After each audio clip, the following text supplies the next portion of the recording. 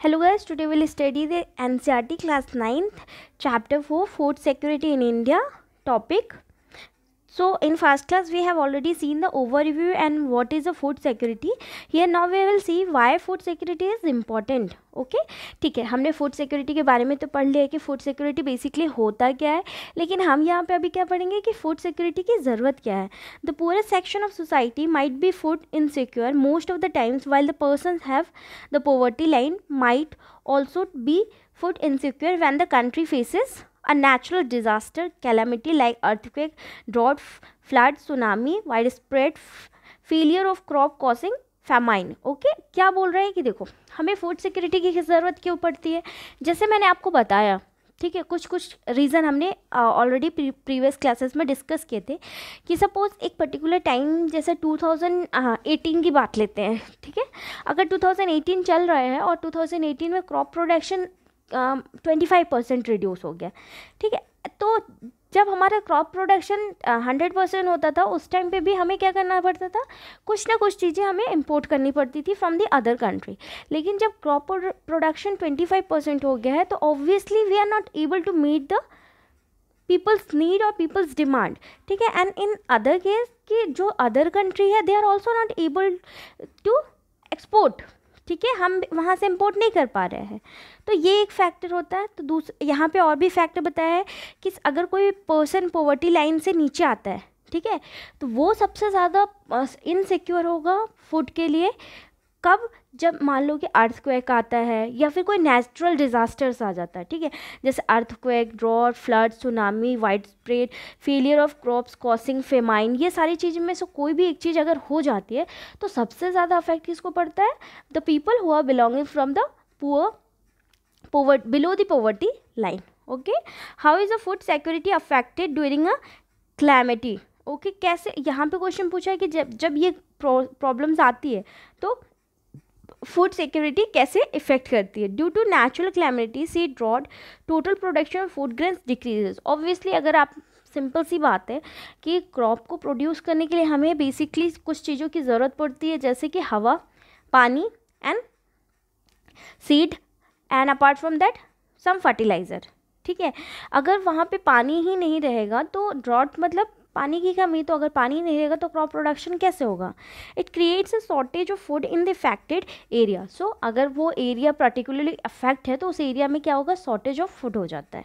Due to shortage of food the prices goes up. What happen, suppose obviously simple सी बात है, अगर आपने अभी प्रीवियस कुछ महीने पहले की बात देखी होगी तो जो अनियन था, onion price was rise too much. Okay, वो कोई स्टेट में तो 200 रुपीज़ पर केजी के थ्रू दिया जा रहा था, एंड जबकि एक्चुअल प्राइस उसकी 20 रुपीज़, 30 रुपीज़, 40 रुपीज़ तक होती है, लेकिन उसकी प्राइस कहाँ तक राइज हो गई थी, 200. तो वो रीज़न क्यों हुआ था, क्योंकि उसकी प्रोडक्शन इतनी ज़्यादा नहीं हो पाई थी पर्टिकुलर एरिया में. If such calamity and one more thing कि अगर ऐसा कुछ होता है कि किसी भी चीज़ की प्राइस अचानक से राइज हो जाती है तो जो पीपल नहीं अफोर्ड कर सकते उनके लिए सबसे ज़्यादा प्रॉब्लम्स खड़ी हो जाती है. If such calamity happens in very wide spread area और is a stretch over a longer time period it may causes a situation of starvation. What it say कि अगर ऐसा बहुत टाइम जैसे हमने अनियन का एग्जाम्पल दिया, okay we can leave without the onion. Suppose अगर same condition rice and wheat के कंडीशन में होती कि अगर राइस और वीट का भी प्रोडक्शन बहुत कम हुआ है और उसकी प्राइस बहुत ज़्यादा राइज हो गई है तो कई लोग इसमें क्या होते हैं, भूख के शिकार हो जाते हैं, मतलब वो भूख से भी मरने लगते हैं. A massive starvation might take a turn to of a famine. Okay, अगर बहुत ज़्यादा स्टार्वेशन हो गया तो वो किस में बदल जाता है, फेमाइन. अगर आपने बंगाल फेमाइन के बारे में पढ़ा होगा तो आप देख सकते हैं कि उस टाइम पे इंडिया की कंडीशन कैसी थी, क्या प्रॉब्लम हुआ था, क्यों बंगाल फेमाइन हुआ था और कितने सारे लोग अफेक्ट हुए थे उससे. A famine is characterised by the wide spread death due to starvation and epidemics caused by forced use of a contaminated water or decaying food and loss of body resistance due to weakening for the starvation. What it's saying कि जो famine है, famine से क्या होता है, अब simple सी बात है, अगर आप खाना नहीं खाओगे तो आप क्या करोगे, आपकी बॉडी वीक होगी धीरे धीरे, तो क्या होगा, उससे डेथ रेशियो बढ़ जाएगा. ठीक है, डेथ रेशियो बढ़ेगा तो अब क्या होगा कि लोग लोगों की ज़्यादा से ज़्यादा डेड बॉडी आने स्टार्ट करेंगे। डेड बॉडी आएगी तो उससे क्या होगा, हमारा इन्वायरमेंट कहीं ना कहीं जाके पॉल्यूट होगा, ठीक है। वो एक एपिडेमिक डिसीज़ के फॉर्म में भी स्प्रेड हो सकता है, ठीक है। एंड सेकेंड थिंग कि लाइक प्रोडक्शन नहीं है, ठीक है, एंड हमारा इन्वायरमेंट ऑलरेडी पॉल्यूटेड हो चुका है because of increasing number of dead body. तो उससे क्या होता है, वाटर भी कंटेमिनेट हो सकते हैं। तो अगर कोई उस कंटेमिनेटेड वाटर को हेल्दी पर्सन भी यूज़ करता है तो वो कहीं ना कहीं इसका शिकार होता है, और धीरे धीरे हमारी जो नॉर्मल पर्सन है उसकी बॉडी रेजिस्टेंस क्या होती है, डिक्रीज होती जाती है। The most devastating famine that occur in India was famine of Bengal in 1943। Okay, as I told कि जो अभी तक इंडिया की हिस्ट्री में देखा जाए कि जब से बेसिकली क्रॉप का प्रोडक्शन का और ग्रीन रिवॉल्यूशन ये सब चीज़ें चली हैं, उसके बाद भी या उससे पहले भी जो सबसे बड़ा अभी तक का फेमाइन है वो 1943 में हुआ था, ठीक है। और बंगाल फेमाइन हुआ था जब उस टाइम पे हमारे इंडिया और पाकिस्तान के डिवीज़न की भी बातें चल रही थी, ठीक है। और पैरेलली हमारा कॉन्स्टिट्यूशन भी वर्क कर रहा था उस चीज़ पे। तो वो टाइम ऐसा टाइम था कि जब इंडिया में बहुत ज़्यादा फेमाइन आया था बंगाल एरिया में। The famine kill 30 lakh people in the provinces of Bengal. Okay, वहाँ पे कितने लोग मरे थे, 30 लाख। ये स्टेटमेंट को आप यूज़ कर सकते हो अगर कभी भी आप फेमाइन के बारे में या पॉवर्टी इन इंडिया के बारे में लिखते हो, कोई एसेट लिखते हो या कोई टॉपिक पे, तो ये स्टेटमेंट आप एज इट इज़ यूज़ कर सकते हो वहाँ पे। Okay, here are some activity. So we will read what was given in the first box here, ठीक है। In the 1970s, food security was understood as the availability at all times of adequate supply of basic food stuff, ठीक है। बोला जाता है कि 1970 में ये फूड सिक्योरिटी का डेफिनेशन समझा गया था कि जो बेसिक फूड स्टफ है, जैसे रोटी, दाल, चावल, ठीक है, ये सारी चीज़ें बेसिक चीज़ों में आती हैं, इनकी अवेलेबिलिटी ऑल द टाइम होना चाहिए।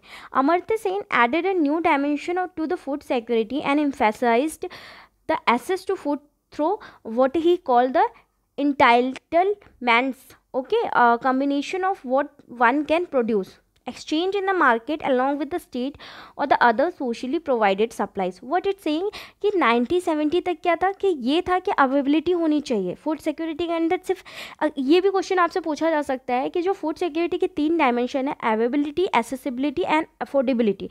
तो अवेलेबिलिटी कब ऐड हुआ, तो 1970 में हुआ था, and after that Amartya Sen ने एसेसिबिलिटी का दिया था वर्ड, ठीक है। तो क्वेश्चन यहाँ पे भी आ सकता है कि who has given the term accessibility under the food security.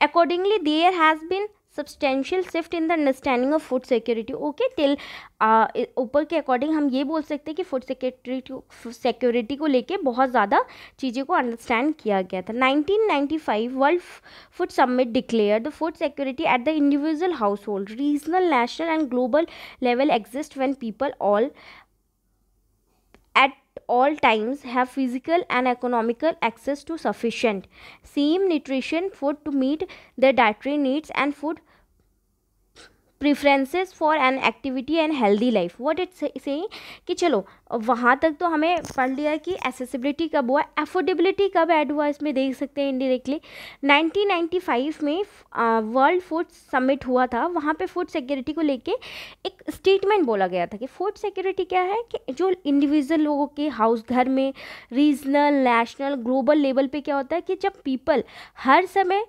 Physically और इकोनॉमिक एक्सेस कर सकते हैं न्यूट्रिशियस फूड को अपनी डाइटरी मेंटेन करने के लिए, that is called the food security. The declaration further recognizes that poverty eradication is essential to improve the access to food. ठीक है, फ्रॉम अबोव हम ये भी समझ सकते हैं कि अगर हमें पॉवर्टी हटानी है तो हमें फूड सिक्योरिटी पे वर्क करना होगा। Okay, so far we have completed this topic. Now we will come to the next topic in next class.